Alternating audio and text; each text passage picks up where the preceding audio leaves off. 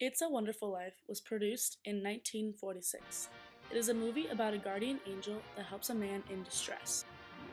The actors and actresses in this film are James Stewart as George Bailey, Donna Reed as Mary Hatch, Henry Travers as Clarence, and Lionel Barrymore as Mr. Potters.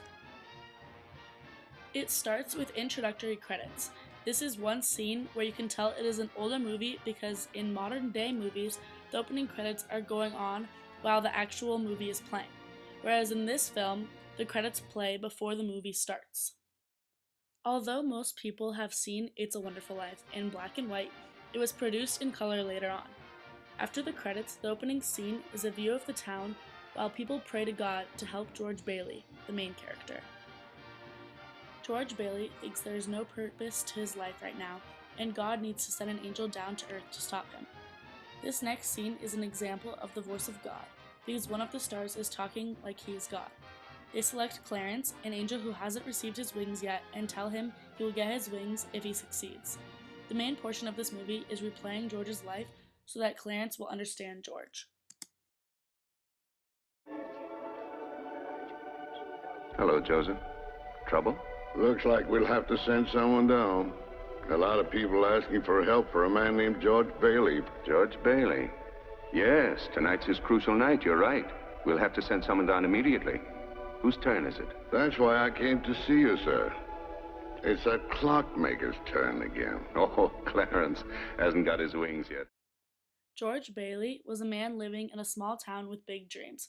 His whole life he wanted to get out of Bedford Falls, travel the world, go to college, and then come back and build big things.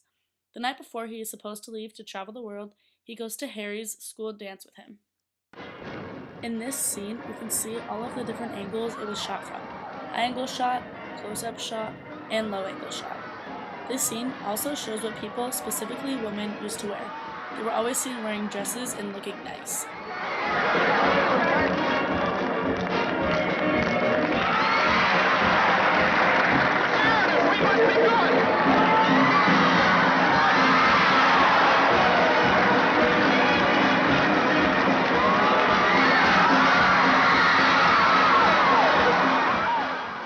This night is also the same night that George's father had a stroke. His father later died from the stroke and he had to take over his father's bank, otherwise Mr. Potter, who owns all the other banks in town, would take over. So he gives his school money to his brother Harry so he can go to school and expects him to come home and take over the bank.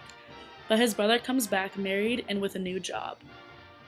George marries Mary Hatch after mistakenly thinking Mary was in love with his lifelong rival Sam Wainwright. After they were married, George and Mary were about to go on their honeymoon with $2,000 they saved up until their bank almost goes bankrupt and George has to give up all the money he has saved. He accepts staying in Bedford Falls and settles down with his wife and 4 children. On Christmas Eve morning, George's Uncle Billy goes to deposit $8,000 in the bank and ends up accidentally giving the money to Mr. Potter.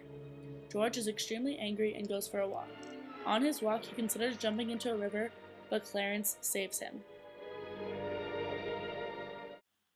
Clarence takes him into a time where George Bailey was never born and shows George how important he really is and what the world would be like without him.